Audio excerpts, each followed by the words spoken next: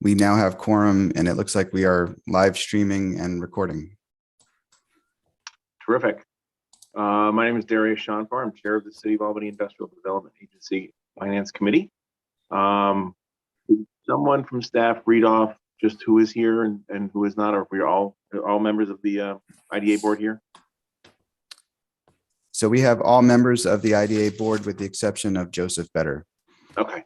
And we have all committee members. I apologize. I want to correct that on the record. Lee Eck is not here as well, but we are expecting Lee today. Okay. So we have a quorum for the finance committee. Yes. All right. Terrific. Then let's get started. The first item of business, the minutes from the previous meeting having been distributed. I would call for a motion to waive the reading and accept them as presented. So moved. Susan, second. I'll second. Tony, all right. Any discussion, any changes, any issues? All right, hearing none. Motion to accept is on the table. Do I hear a call for a vote? All's in favor? Aye. Aye. All right, the minutes are accepted. Our next order of business is report of Chief Financial Officer. Tom, are you taking us through this? I am. Good afternoon. In your packets is a copy of the statement of revenue and expenses to the budget for the fourth quarter. Year-to-date actual revenues were approximately 1.8 million. Year-to-date expenses were approximately $925,000. The three areas where we've had a variance to budget has been on professional service contracts, the sublease with Arbor Hill Community Center, and strategic initiatives, which were deferred to 2022. Great. Any questions, issues, thoughts? All right. The next order of business is old business, or I should say unfinished business. 733 Broadway LLC. This has been brought to this body for a possible recommendation on the assignment and assumption of pilot to a new owner. We have, I think, did a lot of work in this in the last month to really parse this through.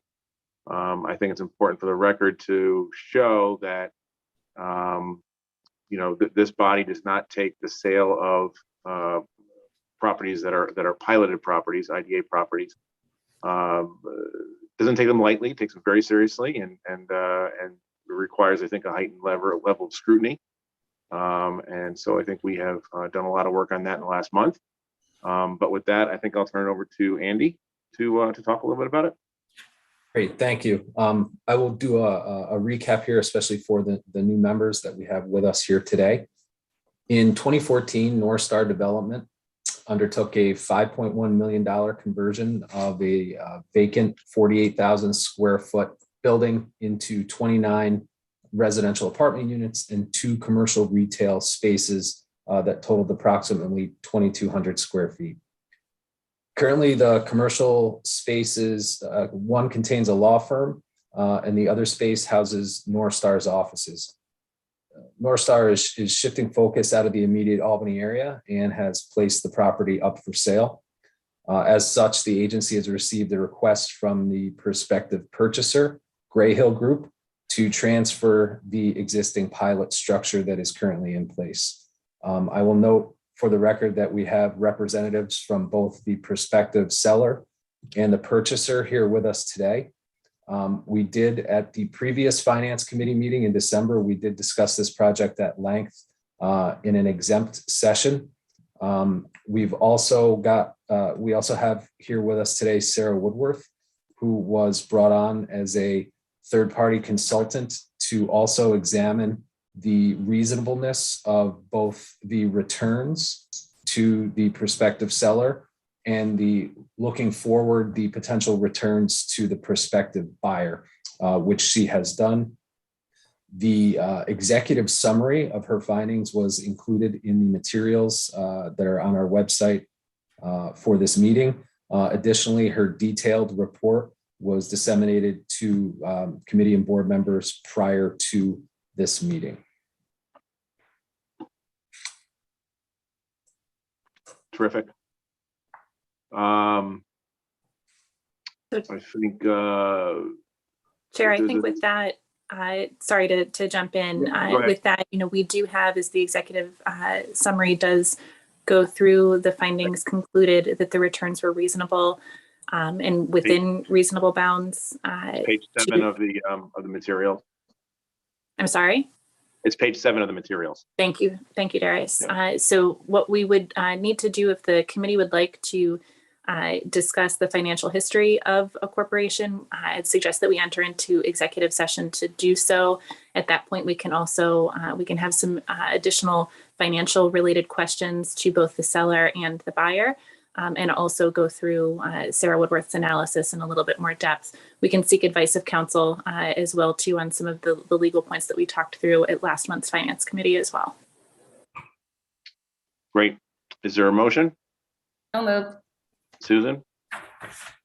Second? Second. Tony? All right. All those in favor? Aye. Aye.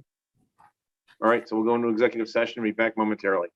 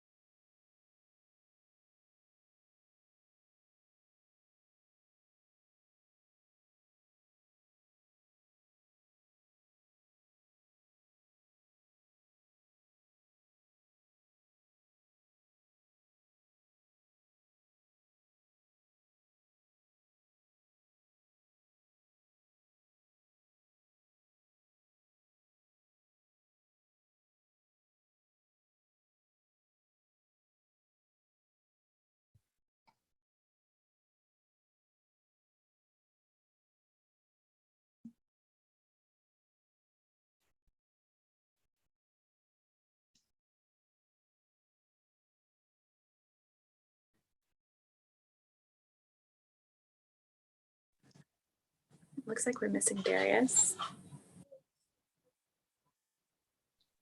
Might have X'd himself out when we had the opportunity to leave the breakout session. There was another opportunity to X out again. He may have done that. Let's give him a second to sign himself back in. There he is.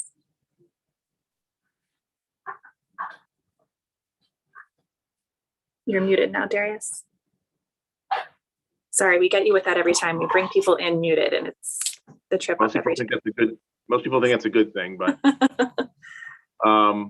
so for the record, we exited executive session 12:44 on the motions of Susan Petto and Anthony Gaddy. No action was taken, but we discussed some of the financial information as well as the memorandum that was previously referenced in an earlier open session.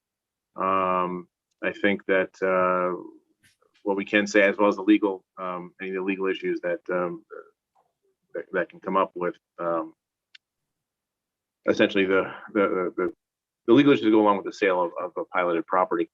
I think it is safe to say that we've done pretty significant detailed analysis. We have looked at reviewed actual revenue for this property over the past 6 years, or 5 or 6 years since it was developed originally in 2016. We looked at projections going forward, and we looked at the financing of what was how it was done initially, how it's being done now. I will say that I feel very good about the detailed analysis that we've done here. I think it's very important for us to do that when we're asked to essentially approve a sale of a piloted property, so that we can really fully evaluate the benefits to the jurisdiction, the taxing jurisdictions, as well as the what the true net effect is for the sellers and the buyers. I think, as I said, I'm going to go fine tooth comb, and I'm feeling pretty positive about this project. I don't know if there's anything else that needs to be discussed on this while we're here, Sarah.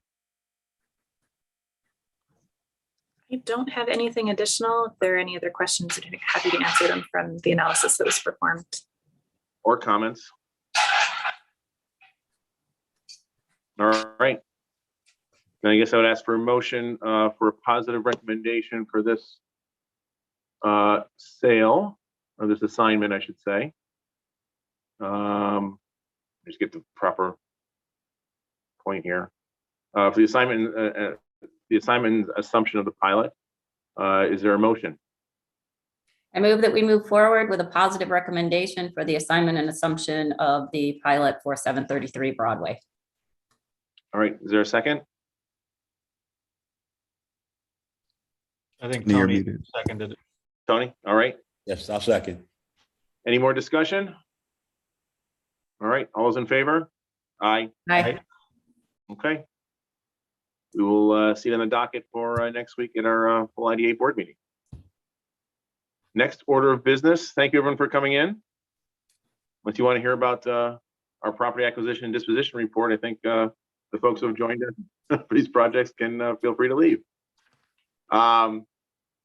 Next order of business, new business, the property acquisition and disposition report. This is an annual report that we have to put together for the state.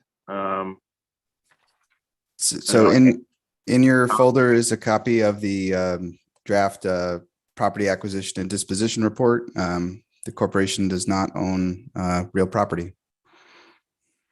That's an extensive, detailed report, Tom. Thank you. Thank It is page 50. There we go. Oh, that's the investment report. I'm sorry. So we don't own any property, which is good. The investment report is next. So happy to go through that as is required in the investment policy. The annual investment report is included in the packets as a draft. It summarizes the balances and interest earned on all of the accounts of the agency. This year we added the escrow account, the restricted cash, and that's for the Liberty Park project. All right, thank you. Speaking of, the next item of business is the update on the Liberty Park acquisition. Do we need to redo the makeup of this Zoom call at this point in time? I'll recuse myself from that discussion. I actually believe, Joe, correct me if I'm wrong, that that's going to be pulled off of the agenda. I'm not sure that there's anything to discuss. Oh, That's Joe, correct, Sarah. That's Okay, great. correct. Yep. All right, So we'll put that on the agenda. So we can move on. so everyone can stay. So let's move on to agency update. Great. I've got a few things under agency update this morning. The first is that we have successfully scheduled our Common Council orientation for new members for this week. We'll meet with them on Thursday via Zoom and be able to sort of get a deep dive into the IDA sort of rationale and operations and give them an opportunity to ask questions and have them answered. This has gone really well with previous cohorts of new council members coming in, so we're looking forward to that. We also have been able to schedule new board member orientation for this Friday. So I apologize, Liz, in advance for that session that we are going to put you guys through. That's also a deep dive into the operations. And everyone has enough on their hands right now. So I'm really grateful to both you and Joe for making time for that to get into the nitty gritty with us on Friday there. In terms of other sort of upcoming. Real quick, I would assume any other board members that want to join that would be welcome to as well. So if you could send that link to everybody in case anybody wants a refresher. Sure thing. Thank you. And the Thursday meeting with the council, is that at one of their committee meetings? No, that is, and we've done this. It is not a quorum of the council. It's not a quorum of the committee. We've just done that. Okay. It used to be in person. We'll do it on Zoom and go through that way. You all are more than welcome to attend those. Be forewarned that it is the exact same presentation that you've seen 1,000 times already. So luckily, virtually, you can't throw things at us for putting you through that if you join, but know that you're going to see some pretty familiar material there, but more than welcome and help us answer questions that come up too as they arise.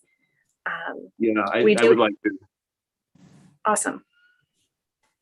We do have news on the EDC annual meeting. It was an upcoming training opportunity that has been rescheduled for February 28th through March 1st due to the current spike that's going on. So we'll be back around if anybody would like to register for that, but that's been bumped out a month. And then moving on from training and orientation, I'll do a little bit more detail at the CRC meeting, but I did want to give a quick update on grant programs. We have been closing out the Small Business Adaptation Program. Yay. You can't see the faces of many of the staff members that have been intimately involved with that program, but they are like high-fiving and sort of fist pumping the air right now because that is coming to a close.